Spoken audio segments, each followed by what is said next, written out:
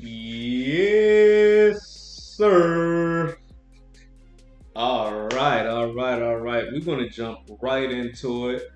Got to confirm that we're live. You know, I always have my technical difficulties at the start of the show, but we're here. We're here and we're on time tonight. You see the thumbnail, you see the title, you know what the topic of conversation is tonight. Tonight, we're talking about Donald Trump. We're talking about the Republicans. The question on the table is Donald Trump a racist? Now, as always, I got to explain to you why I chose this as the topic of conversation for tonight. You know, one time I got to give a quick salute and shout out to all of the new subscribers, all of the folks who have been commenting, leaving comments, and leaving likes on my channel. A lot of these comments that y'all leave on my channel spur thoughts in me and give me ideas for new content, give me ideas for new topics to speak on. So one of the comments that I received recently was on this video. I think I dropped a video recently about about Ann Coulter. Ann Coulter saying, I would never vote for Vivek Ramaswamy. Oh yeah, I'm going to drop that video. I'm going to drop that in a little bit so you know exactly what I'm talking about. But one of the comments was, you know, that's why I can never vote for the Republicans. They're all racist. And it got me to thinking, okay, where do we draw the line between the supporters of a party and the candidate of the party? Someone was like, I would never vote for Donald Trump. You know, Donald Trump, he has people waving Confederate flags at his rallies. And all the people that support Donald Trump, they're all racist. So I could never vote for Donald Trump because he's a racist. And I was like, okay, well let's think about this for a second. Let's break this down. Because the people that you see supporting Donald Trump are waving Confederate flags, because some of the Donald Trump supporters are racist, does that automatically mean that Donald Trump is racist? I don't know. We're going to break this down tonight. We got some things to talk about. We got some things that we've got to break this topic down, because a lot of times we throw this racist term around and we call everyone racist. We're really quick to throw the racist card out there.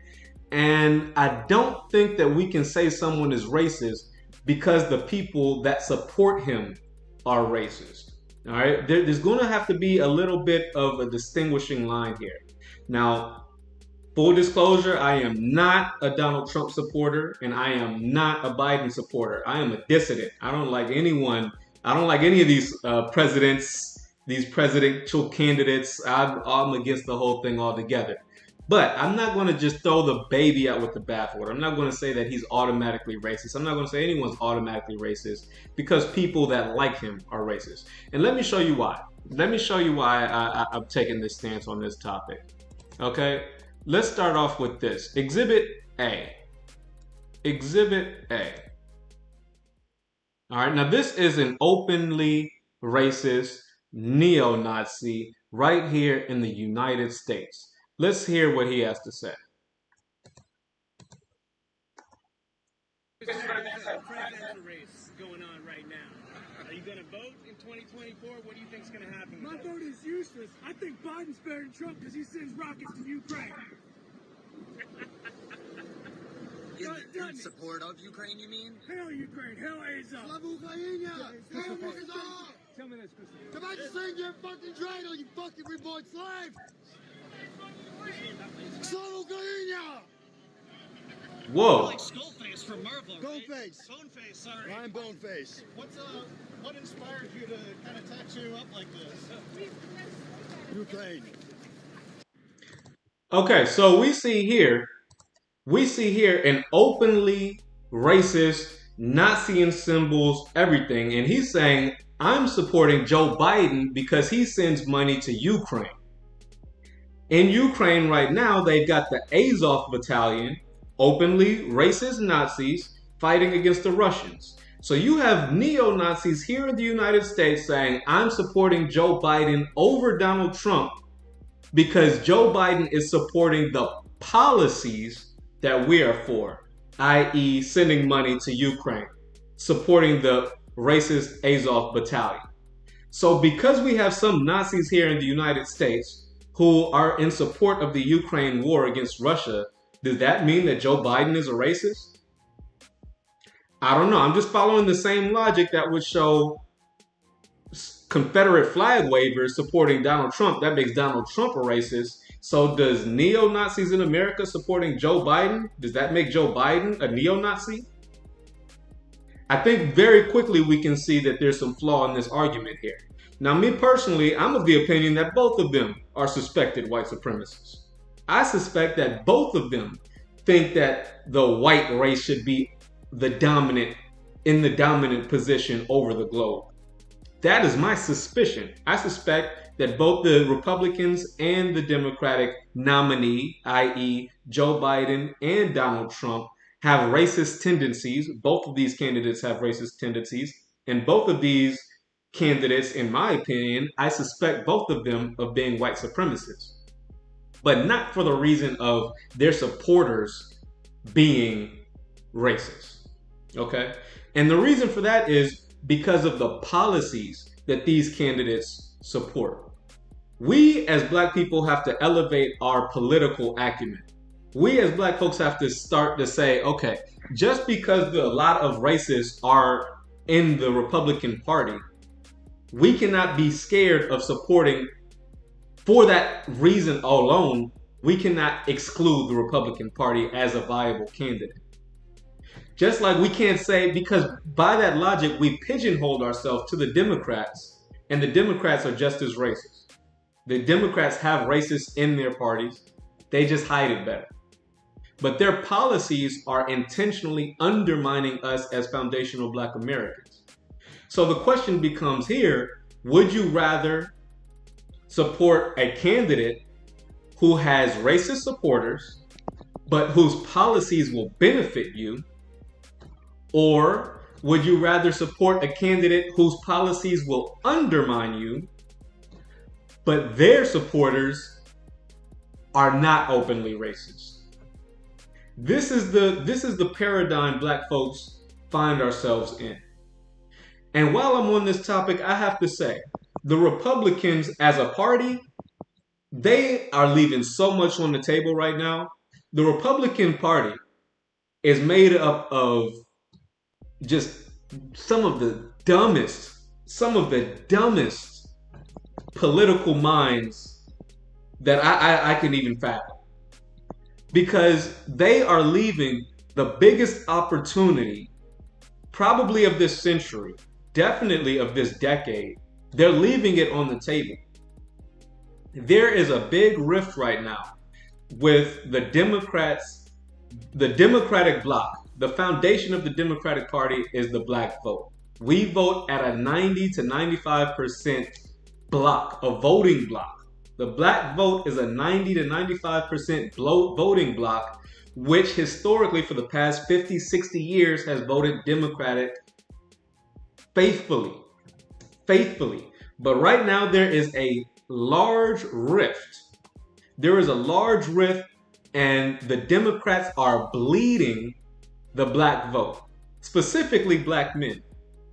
Black men are running for the hills. We are abandoning the Democratic Party. The Democratic Party is sinking. They're losing the Democratic bloc of black voters. However, those black voters have nowhere to go.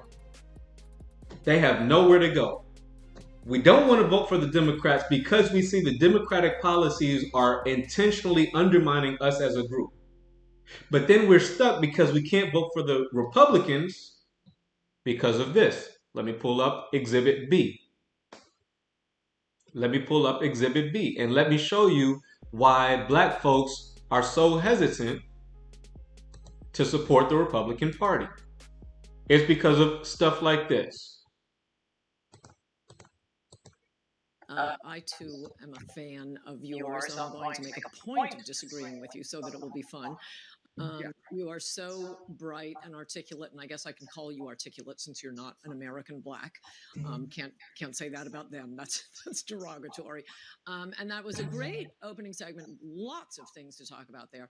Oh, and I agreed with many, many things. And you see Vivek over here smiling. Oh, I can call you articulate. Big smiles. You're not an American black. Big smiles from Vivek Ramaswamy. Big smiles. Oh, Ann Coulter, she's being racist towards American blacks. That's hilarious. Well, that's derogatory. And that was a great opening segment. Lots of things to talk about there. Oh, and I agreed with many, many things you said during, in fact, probably more than most other candidates when you were running for president. But I still would not have voted for you because you're an Indian. We'll get back to that. Whoa. So let me get this straight. A major voice in the Republican Party, a major face in the Republican Party, Ann Coulter, is saying, I would not vote for you because you are an Indian. Is this type of blatant racism, which comes from the Republican Party, which leaves black folks in a hell of a predicament? Ann Coulter here is saying, Vivek Ramaswamy, regardless of the fact that I agree with all of your policies, regardless of the fact that I could support you, you're a Republican, your policies are solid, your history as far as your medical expertise, your past career path, everything. As a candidate, you will be excellent. But I won't vote for you. Why? Because you're an Indian. Because of racism.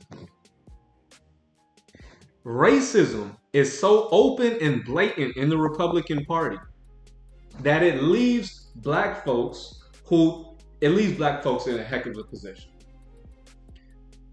As I said, there's a lot of reasons why black folks will want to vote for the Republicans. Number one, we see the Republicans think about the situation with Texas Governor Greg Abbott standing up to the Biden administration, trying to secure the border. That's something a lot of black folks would support. A lot of black folks are like, listen, we are American citizens. We've been here for generations on top of generations. We support border security because a lot of these immigrant groups are coming up, disrespecting us.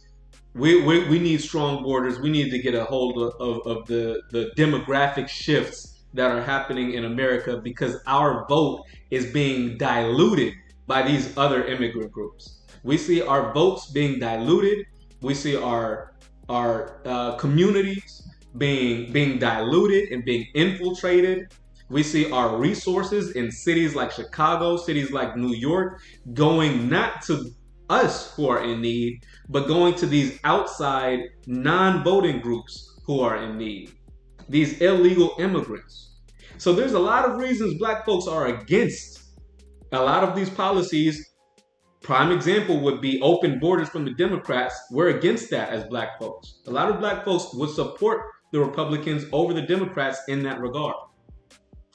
But when we look at the Republicans and say, okay, what do you have to offer? I'm liking some of your policies, but we look at the people who are supporting you. We see people like Ann Coulter. We see people like these Confederate flag members, these Confederate flag proud Southern heritage races. Not only that, it's a bad image. The Republicans are embracing a bad image, which is pushing away a large opportunity which they have. Shout out to Edward Hooker. You know I always read all my comments. It is, bro. It is. I'm not sure what you're saying there, but all right. Shout out to Edward Hooker. So yeah, we're going to keep this conversation going because black folks, I'm trying to show y'all we're in a bit of a predicament here. We're in a bit of a pickle. Okay? Because on the one hand, we see, let me show you, we see that black folks are abandoning the Democratic Party. This comes from Al Jazeera. It says, why are black voters backing Donald Trump in record numbers? Latest polls show 17% of black voters would vote for former president today, more than twice the number in 2016. This article was written in April of 2024. We're only 6 months away from election day, guys. The presidential election is in November of 2024. We're now in May of 2024. So we're getting close. People are starting to think about who they're going to vote for. What are our options? And when we look at people like Joe Biden, Sleepy Joe, just Sleepy Genocide Joe, a lot of people are not feeling that. A lot of people are not feeling that as an option. So a lot of folks are saying, okay, what's plan B? Plan B will be Donald Trump and the Republicans. But there's a but. But before we get into the but, let's read a little bit more of this article. He was famously called the former white supremacist in chief by Democratic Congresswoman Cori Bush in 2021. Back in 2018, Hillary called former U.S. President Trump ignorant and racist after he reportedly made highly derogatory comments about Haiti and African countries. Remember the shithole countries comment? Remember the shithole countries comment? They're not sending their best, talking about the immigrants coming from some of these countries, all right, some of these South American countries. So people have a reason to start looking at Donald Trump, and with the question of, okay, I don't like Joe Biden, I don't like Joe Biden's policies, but what am I going to do? Am I going to vote for a racist? This is the predicament people are in. But a lot of black folks are saying, well, hey, if they're both racist, if we're talking the lesser of two evils, they're both racist. I'd rather go with the racist who has the policies that align with me, instead of voting for the other racists whose policies are undermining me. That's what we're seeing here. That's what we're seeing here. Let's continue a little bit more with this article. Even Republican Nikki Haley, who recently dropped out of the race for presidential nomination, called recent comments made by Trump made about African Americans disgusting. But despite all of this, and as the U.S. prepares for a likely rematch between him and President Joe Biden in the 2024 presidential election later this year, polls show that Donald Trump is only growing in popularity among Black American voters.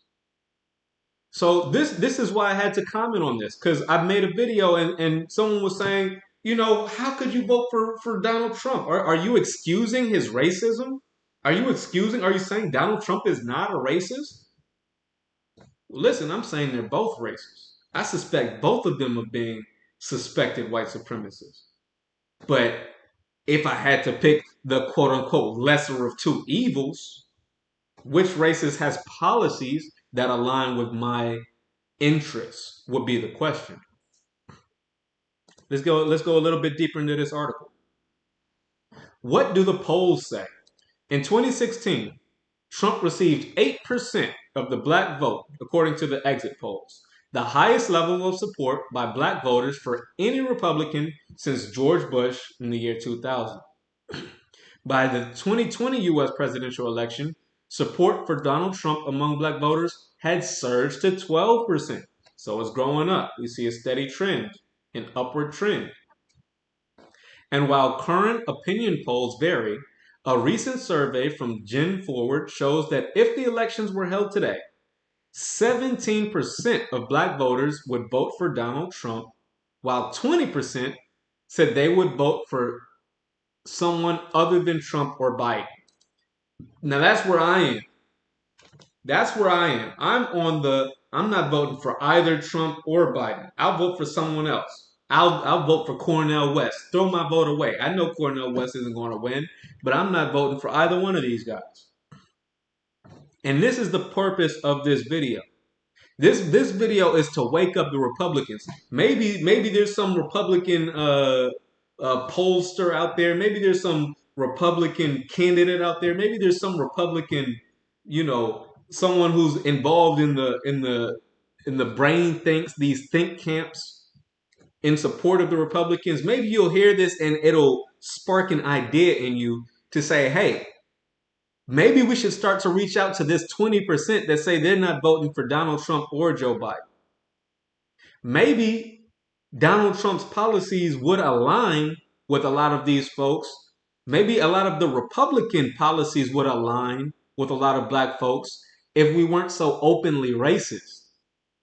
If we weren't so openly supportive of traitors who are the Confederate flag, who wave the Confederate flag. Mind you, the Confederate flags are traitors to this country. When we see people like Donald Trump, and yeah, I'm going to get back to this article, but I gotta pull this up.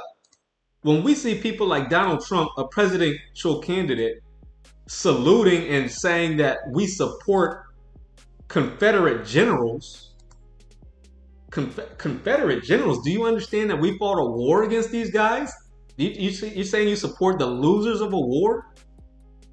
That's a bit of a red flag. Let me show you what I'm talking about. Let me show you what I'm talking about when I say that. You still think there were very fine people on both sides in Charlotte? Well, I've answered that question, and if you look at what I said, you will see that that question was answered perfectly. And I was talking about people that went because they felt very strongly about the monument to Robert E. Lee, a great general, whether you like it or not. He was one of the great generals. I've spoken to many generals here, right at the White House, and many people thought of the generals. They think that he was maybe their favorite general. People were there protesting the taking down of the monument of Robert E. Lee. Everybody knows that. Okay, so that's one example. I'll show you another one because there's a lot of times we've seen this a lot of times from Donald Trump praising General E. Lee. In that clip that I just showed, he was referring, this was after the protests in Charlottesville where a woman was run over by a car because protesters were down there saying we should keep Robert E. Lee's statue up. Robert E. Lee was a traitor to this country. Why would we want to have a monument to treasonous traitors, to treasonous military men who lost a war, to treasonous losers? Since when do we support participation? Since when do we support giving participation trophies? No, we support winners on this side. We don't support the losers. You lost the war. Germany doesn't have Nazi emblems up. They don't have Germany. They don't have statues of Hitler and say, yeah, well, we lost the war, but it was something we supported at the time, and it's just our history. We're proud of our history. No, Hitler lost. Hitler lost. There's no statues of Hitler in Germany. You lose, you tear it down. And yet we have a president, a former president, a Republican nominee, a presidential candidate who time after time seems to have support for Robert E. Lee and the Confederate soldiers. Time after time. It also gave you a general who was incredible. He drank a little bit too much. He drank a little too much. So Robert E. Lee was a great general. And Abraham Lincoln developed a phobia. He couldn't beat Robert E. Lee. But he did. Going crazy. I don't know if you know this story. But Robert E. Lee was winning battle after battle after battle. And Abraham Lincoln came home. He said, I can't beat Robert E. Lee. And he had all of these generals. They looked great. They were the top of their class at West Point. They were the greatest people. There's only one problem. They didn't know how the hell to win. They didn't know how to fight. They didn't know how. So we see time after time, Donald Trump begging up Robert E. Lee, shouting out Abraham Lincoln, he couldn't beat Robert E. Lee. But he did. The reason he was able to was because he involved us Black Americans, foundational Black Americans, the Emancipation Proclamation. You promised freedom to the Black folks. We get involved and we started cleaning them up. At first, they didn't want the Black folks to get involved in the Civil War. Even on the northern side, they didn't want Black folks to fight. They didn't want to give Black folks guns. But then they said, okay, we're losing this fight. Abraham Lincoln is losing the fight. We're going to need some help. Let's arm the Black folks and have them get involved, and we'll promise them freedom. Black folks were like, what? If we get free, if we fight this war and we win, you're telling me and my family are free? Bet. Say less. Give me that rifle. Give me the M1. Give me that carbine, and we want to get busy. And we started cleaning them up. That's what happened, right? But here we see a presidential candidate in Donald Trump bigging up Robert E. Lee, saluting, supporting Robert E. Lee and the Confederates and the Confederate soldiers, the Confederate monuments. So then you have back to the article. Back to the article. You have a situation where black people, they don't want to vote for the Democrats. You have a situation where black people, 17% would vote for Donald Trump, but another 20% say, I'm not voting for either one of them. Why? How many of those 20% of black folks, or 20% of black folks who are voting for other people would be willing to vote for Donald Trump if he wasn't out here at every chance he gets saluting Confederate soldiers? If every chance he get, he wasn't calling some country a shithole country in Africa. The Republicans are bleeding. The Democrats are bleeding voters. Yes. But the Democrats, not the Democrats, but the Republicans are squandering their opportunity here. The Republicans, by embracing this space of open racism, the Republicans, by embracing this space of Ann Coulter, I would never vote for Vivek Ramaswamy because he's an Indian, just loud and proud. Ann Coulter, major Republican spokesperson, the face of the Republican Party as far as the females go, the female Republicans go. Ann Coulter is a major face in the Republican Party. And we have her openly saying, oh yeah, I wouldn't vote for Vivek Ramaswamy, even though I support all of your policies, I support your history, I support who you are, but I wouldn't vote for you because you're an Indian. So then you got black folks who are like, okay, I don't support the Democratic policies. I don't like these open borders. I'm not saying I don't support giving all of the city's resources to these illegal immigrants. I don't support that. I don't support pushing this LGBTQ cult in our schools to children, telling children that they can get certain procedures and get certain medications, puberty blockers as a child. I don't support this madness that the Democrats are supporting. But what options do I have? Where can I go if I don't support that? Where can I go? When you look at the protesters on college campuses now, they're calling Joe Biden, hey, it's Genocide Joe.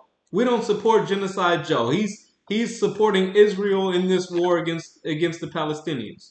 Where are they going to go? Where are they going to go? Because they're not going to go to the Republican Party. They're not going to go to Donald Trump. They're not going to go to Donald Trump, who says he would also support Israel. Not only that, but I predict that Donald Trump will, after getting reelected, provoke another war with Iran. That's a topic for another video. But Donald Trump's no better on the war front. So there's a lot of folks, and it's not just black folks. There's a lot of people who are looking for an alternative to the Democratic Party. And what are they saying? They're saying we have nowhere to go. We have nowhere to go. Let's read a little bit more of this article. The black voting bloc is unique in the U.S. Let's highlight that for a second because we really don't get enough credit. The black voting bloc is unique in the U.S. Currently, it is the only, highlight the word only, it is the only group of voters which has consistently identified with the Democratic Party, reaching 77% of black voters in favor of Democrats in 2020. By comparison, 42% of white voters and 63% of Latino voters identify as Democrats. Mind you, this has been higher in the past. Right now, we're at 77% under Joe Biden. In the past, it's been as high as 90% under Barack Obama and others. Now, however, only 63% of black voters, an all-time low since Gen Forward started collecting data in 1999, say they will support Biden according to the survey. These numbers could spell trouble for the Democrats in November's presidential election. especially in swing states. So here's where we find ourselves. Here is where we find ourselves. The Democrats are not responsive to their voting bloc. The Democrats have a major voting bloc in the black vote. We are unique in the US. The Democrats' foundation, their fundamental voting bloc, which they rely on, is the black vote, and they've completely taken us for granted. They're bleeding votes right now. They are at an all-time low for this century.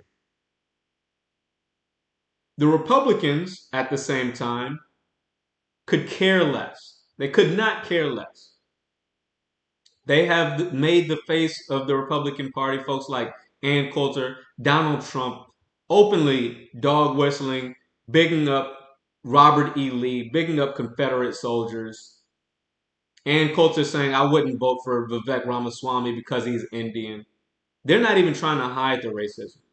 So while black folks are saying we don't support the policies of the Democrats, we're looking for an alternative, the Republicans are saying, well, yeah, you can vote for us, but, we're not going to change our... Here's the thing, though. Here's the thing. The Republicans at least are responsive to their voting bloc. They've got a large voting bloc of racist, openly racist folks. People like Ann Coulter, people that you see at these Trump rallies waving their Confederate flags. That is a large voting bloc of the Republican Party. And just because the Democrats are unresponsive to their voting bloc, that doesn't mean the Republicans are going to be unresponsive to their voting bloc. If the Democrats' primary voting bloc is the black vote, which supports them anywhere from 77 to 90%, depending on who the candidate is, if that's the Democrats' foundation, the foundation of the Republican Party seems to be these red Confederate flag wearing these suspected white supremacists. Now the black folks are saying, hey, we don't like these Democrats. We want to see what the Republicans have to offer. The Republicans are saying, hey, stay home. Stay home. We're going to stick with our voting bloc. We're going to stick with our voting bloc. And you know what? I can't say that I can't say I'm mad at them. I can't say I'm mad at them. Because what do they need us for? All they need is for us to not vote. We can't vote for the Democrats because the Democrats have these policies that are intentionally undermining us, intentionally diluting our votes, intentionally siphoning money from our cities and giving it to these illegal immigrants, intentionally taking our money and sending it off to Ukraine, sending it off to these foreign wars that we do not support. So while we don't support their policies, we've got another party who says, hey, you can come with us, but hey, we're not going to turn our back on our voting bloc like the Democrats turn their back on y'all. So look, now you see black voices for Trump. Am I a black voice for Trump? No. No, I'm not a black voice for Trump. What I would say is that Trump, as well as the Republican Party, is made up of a bunch of idiots who, if they would just put their racism aside, you want to worship your Confederate flag and your white sheet, white hood wearing ancestors, fine. Do that stuff at home. But don't make it the face of your party because you're alienating all of these other folks who would be willing. It says 17% already would be willing to vote for Trump if the elections were today. And another 20% said they're voting for someone else altogether.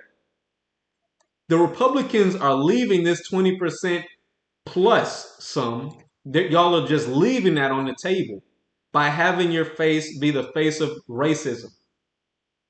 If you would just keep that racism in the house, keep that shit away from us, and focus on the policies where we can agree. Hey, you don't want open borders, Republicans? Neither do a lot of us black folks. You don't want this LGBTQ cult being pushed to your children in schools? You don't want puberty blockers being sold to your 12-year-old preteen son? Well, a lot of us don't either. On the policies, there's a lot of things that we could align on, and the Republican parties would have something to reach out to us with. But no. But no.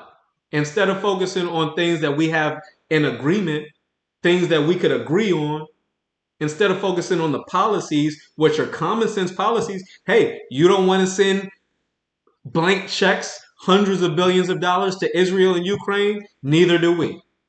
You don't want to send money to Israel and Ukraine? Neither do we. But instead of focusing on these policies, the things that we could agree on, you've allowed your face to be a face of racism.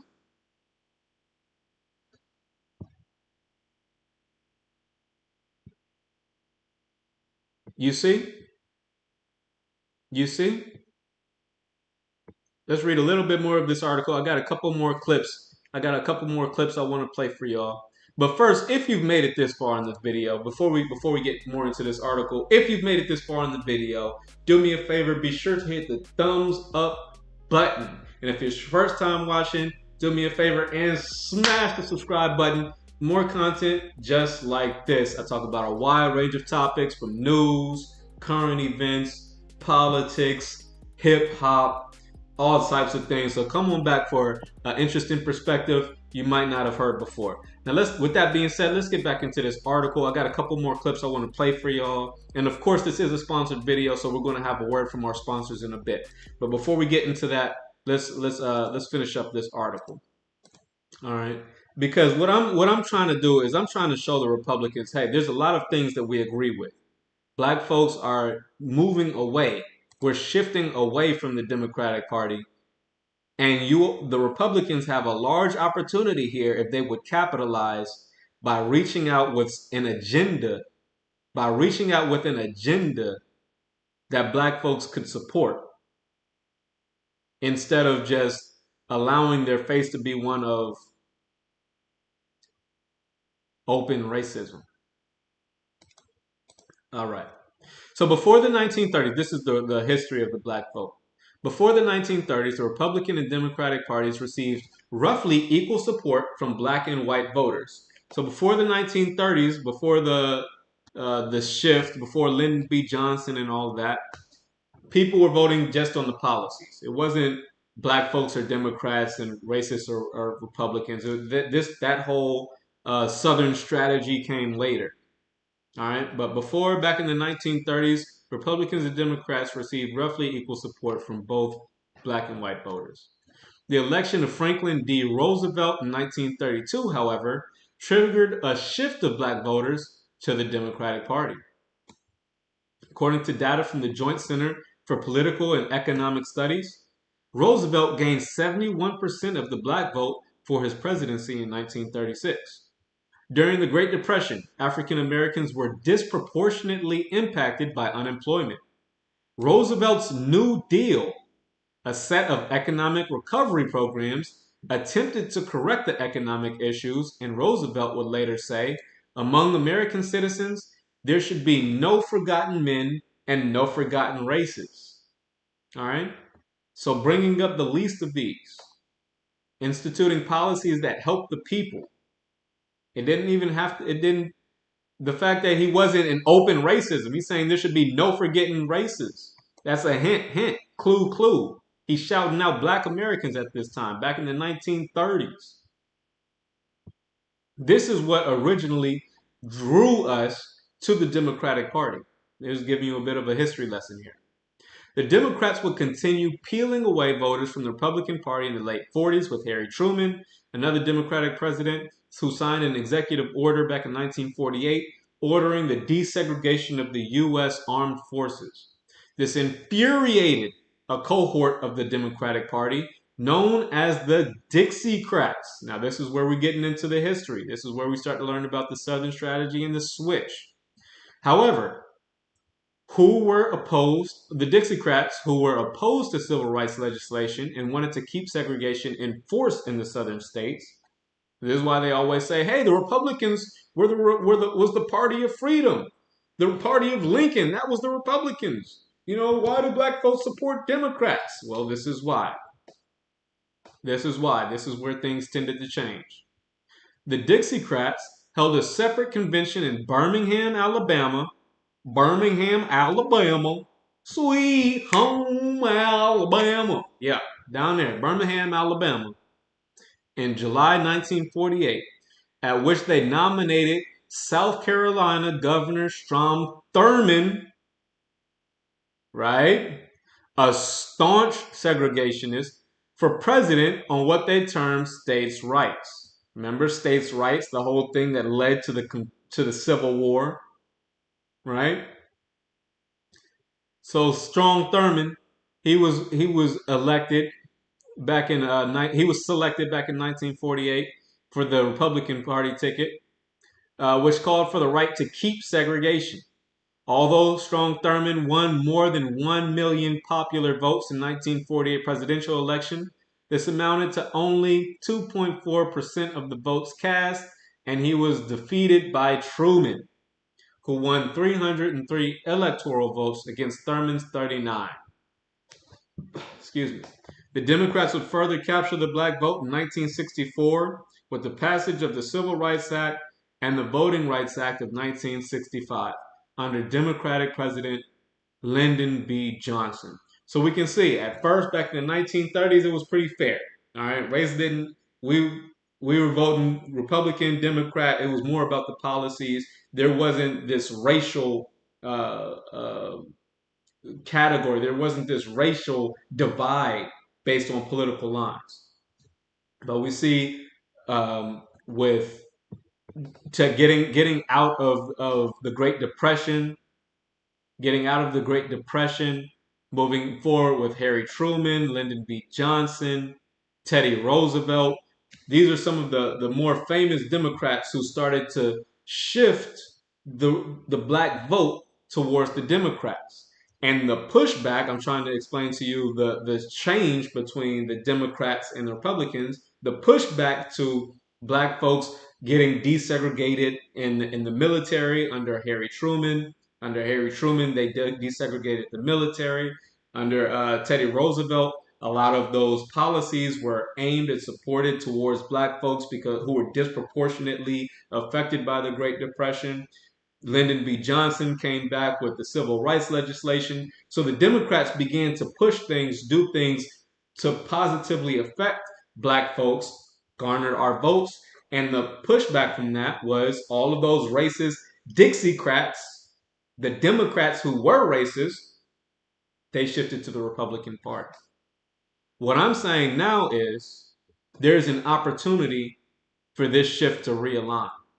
There is currently a realignment happening.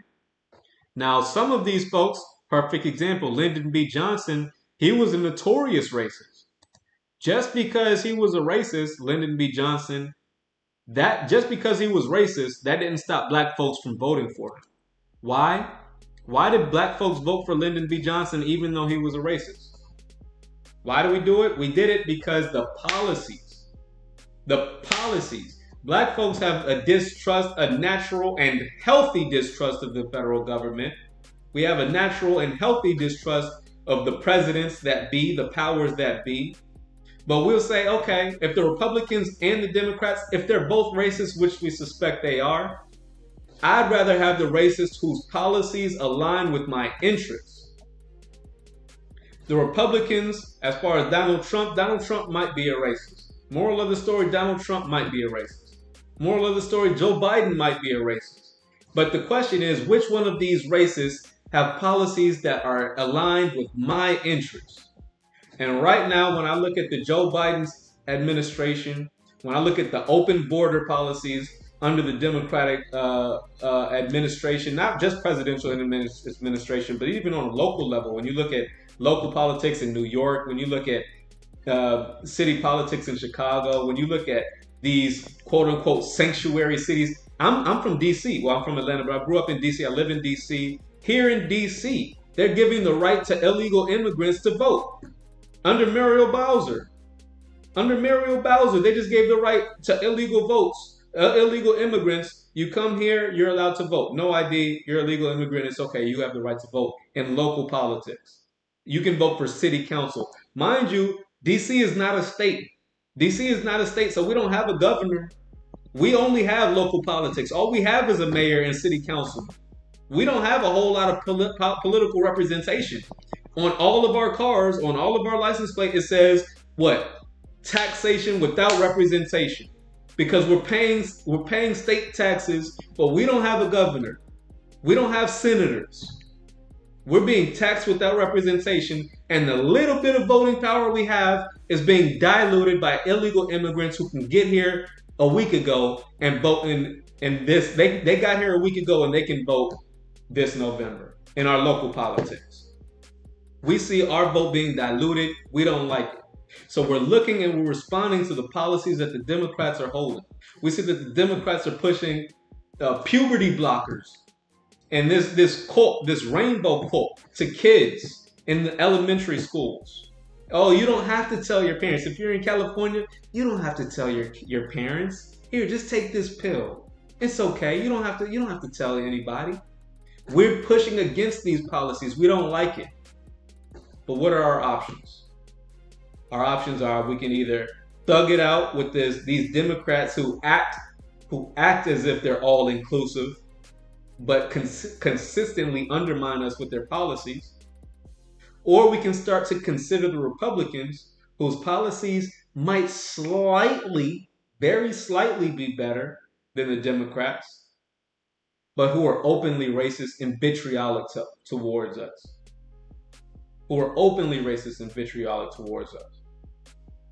This is the predicament black folks find themselves in.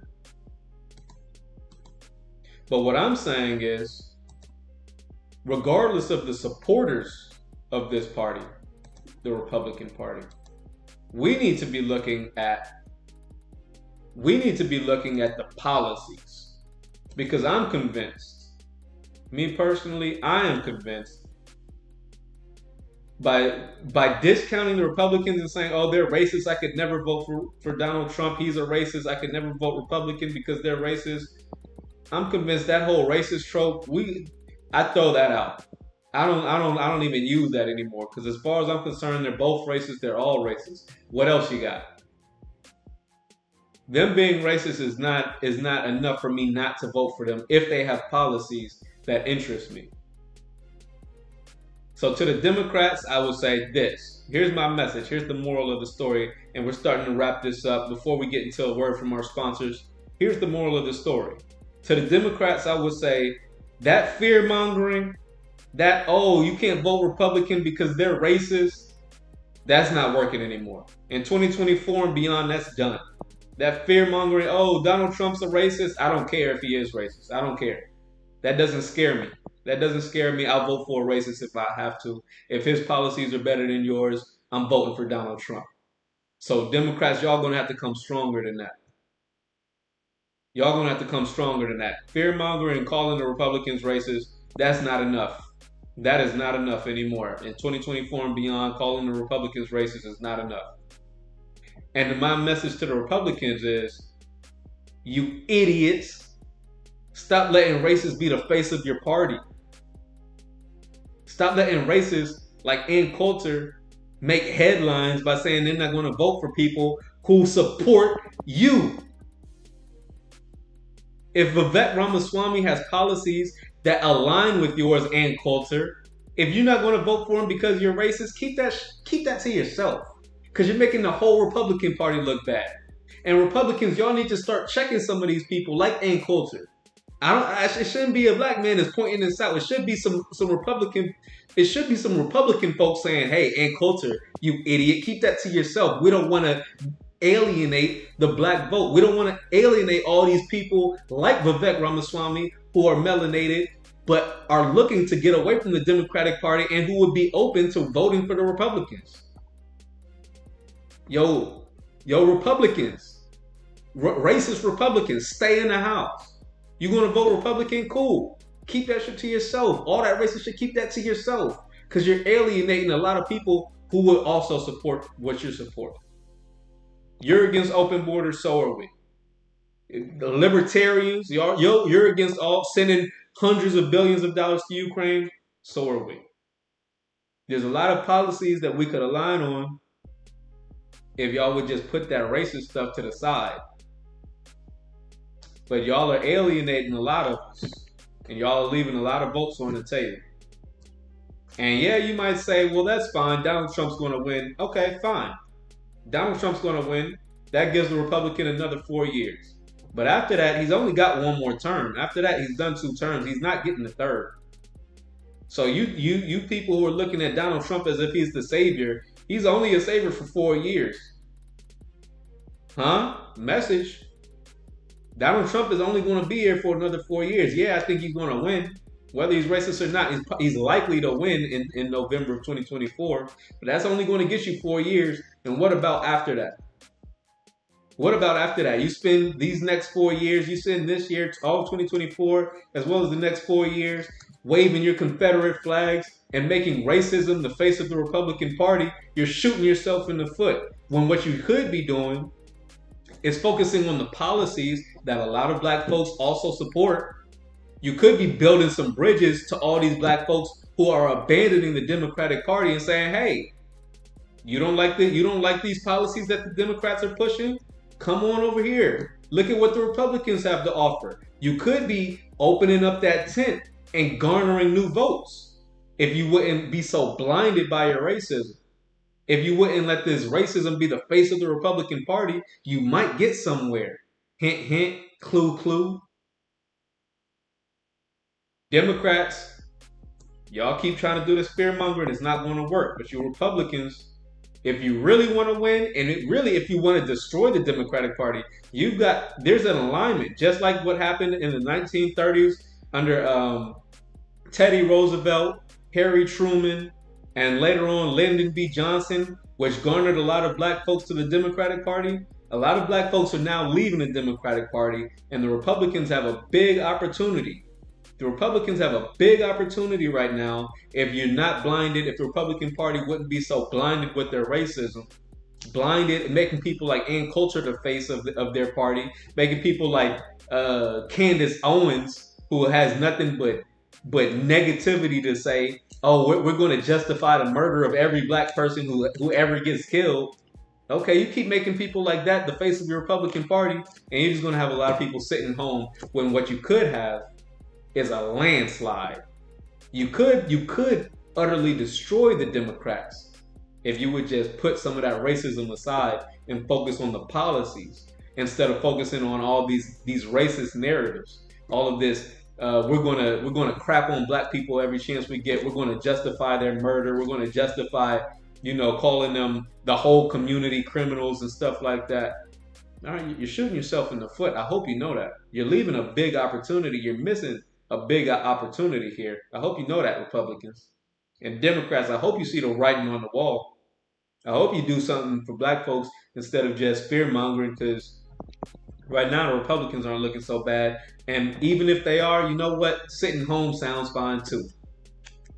Sitting home and saying, hey, let it burn. Let the world burn. I don't care about the Republicans or the Democrats. 20% of the folks are just like me. I'm not voting for Donald Trump or Joe Biden. I'll vote for Cornel West, or I'll just sit home and say, forget you all. Let the world burn. That's what's happening. All right, guys. So we're going to wrap this up. With that being said, let's give a quick word from our sponsors. You know this channel is big supporter of health. My brother has died last year, unfortunately, God rest the dead, of sickle cell. And we have been blessed less than a year after his death. We were given a grant to spread the PSA, spread the message, and spread awareness of sickle cell to the people. So I want to salute, I want to give a shout out to my brother.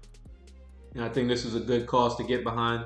And we have this standalone series, which we'll be sharing. There's a playlist where this is also available. You all will be able to see this video. You all will be able to see this video as a standalone, because these clips are pretty interesting and y'all can watch this. It's a bit of a series. You all can watch that in and by yourself. So with that being said, let me pull up this. I had it pulled up. Y'all bear with me. Bada bada ba bada bada ba. We're gonna pull this up and get a quick word from our sponsors. Y'all check this out.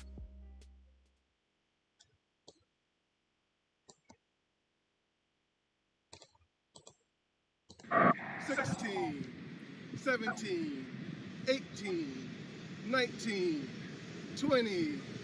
This is great. We've been coming out here exercising regularly now for the last 3 weeks. I can really feel the improvement. I know. I was hesitant at first because of my sickle cell. Too much physical intensity escalates the red blood cell deformation. But I'm really glad we've been taking it slow. Yep, that's why I plan our routine at 70% of our maximum effort for 45 minutes, 3 times a week. That enhances our cardiovascular functionality and benefits us by improving oxygen flow throughout the body. I can do more. Great. Pace yourself, son. Let's go. Engaging in moderate and low-impact exercise regularly with friends can positively impact pain management for individuals with sickle cell. Benefits include improved circulation, reduced inflammation, and enhanced overall physical and mental well-being. Just grab a friend, go out there, and pace yourself. Boom! All right, all right. Burr, burr, burr, burr. That is a PSA. Hey, there's a lot of folks out there suffering from sickle cell. If you are, remember to maintain an overall healthy lifestyle. Cut out the drinking, cut out the smoking, focus on physical fitness, stay active. These are things that I used to preach to my brother all the time. Hey, bro, you gotta stop, put those blacks down, bro. One good thing about my brother, he didn't really drink like that, but he used to smoke. He used to smoke like a chimney. I tell him, hey, bro, smoking all that tobacco, dog. Smoking all that tobacco, put those blacks down, bro. You need to do some yoga. I try to get my brother, I let my brother live with me. The year he died, the year before he died, I had a house down there. I got a 2-bedroom apartment. And I told my brother, yo, come, you don't gotta pay me nothing. Just come live with me. I'm gonna take care of you. And I was trying to get him active. You know, I had him doing yoga, telling him put those blacks down, stop all that smoking.